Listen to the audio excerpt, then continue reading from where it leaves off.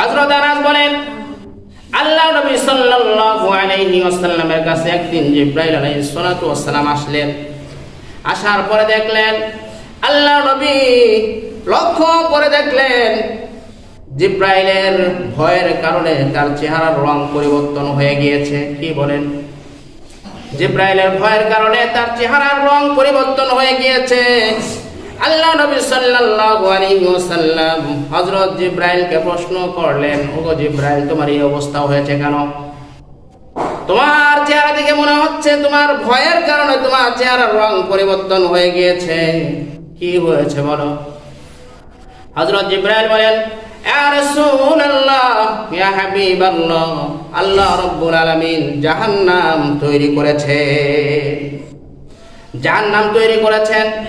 সেই জাহান্নামের মধ্যে আগুনকে দাহ দিয়েছেন, জ্বালিয়েছেন 1000 বছর। কত বছর বলেন? 1000 বছর জ্বালিয়েছেন। সেই জ্বালানোর কারণে আগুনের রং লাল হয়ে গিয়েছে। ইয়া রাসূলুল্লাহ, ইয়া হাবিবাল্লাহ, এরপরে আর 1000 বছর ধরে জাল দিয়েছেন, দাহ দিয়েছেন, আগুনের রং সাদা হয়ে গিয়েছে। ইয়া রাসূলুল্লাহ, ইয়া হাবিবাল্লাহ, এরপরে আল্লাহ রাব্বুল আলামিন পাপিষ্ঠদেরকে শাস্তি দেওয়ার জন্য জাহান্নামকে আর 1000 বছর ধরে দাহ দেন, জাল দেন, আগুনের রং সবুজ হয়ে গেল। এরপরে আল্লাহ রাব্বুল আলামিন আর 1000 বছর ধরে আগুনকে জাল দিলেন, দাহ দিলেন, ফলে আগুনের রং কালো হয়ে গিয়েছে।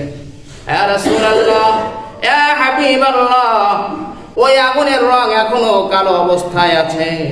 খোদার কসম করে বলি, ইয়া রাসূলুল্লাহ, ইয়া হাবিবাল্লাহ, ওই জাহান্নামের যে বাউন্ডারি আছে, ওখান থেকে যদি সুই পরিমাণ লিক করে দেওয়া হয়, ছিদ্র করে দেওয়া হয়, তাহলে ওখান থেকে যে আগুনের তাপ বের হবে, এই আসমান এবং জমিনের মধ্যে যা কিছু আছে সব কিছু জ্বলে পুড়ে ছারখার হয়ে যাবে। হযরত জিবরাইল বলেন, ইয়া রাসূলুল্লাহ, ইয়া হাবিবাল্লাহ, ওই জাহান্নামের মধ্যে যারা যাবে তাদেরকে তাদের পোশাকের মধ্যে এমন দুর্গন্ধ হবে যে ওই একটা জাহান্নামের পোশাক যদি মা বাইনাস সামাই ওয়াল আরদি, আসমান এবং জমিনের মধ্যে যদি ঝোলাই দেওয়া হয়, তাহলে ওই জাহান্নামের পোশাক থেকে এমন দুর্গন্ধ বের হবে যে ওই দুর্গন্ধের কারণে তামাম পৃথিবীর সব মাখলুকাতগুলো মারা যাবে।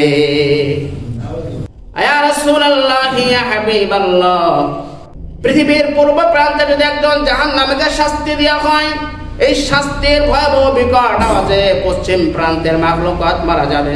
হযরত জিবরাইল বলেন, ইয়া রাসূলুল্লাহ, ইয়া হাবিবাল্লাহ, ওই জাহান্নামীদের পরিধানের কাপড় হবে হলো আগুনের। কি হবে বলেন? আগুনের। আর অলংকার হবে লোহার। অলংকার কিসের হবে বলেন? লোহার বেড়ি বাঁধবে, হাতে পড়া দেবে, গলায় পড়া দেবে।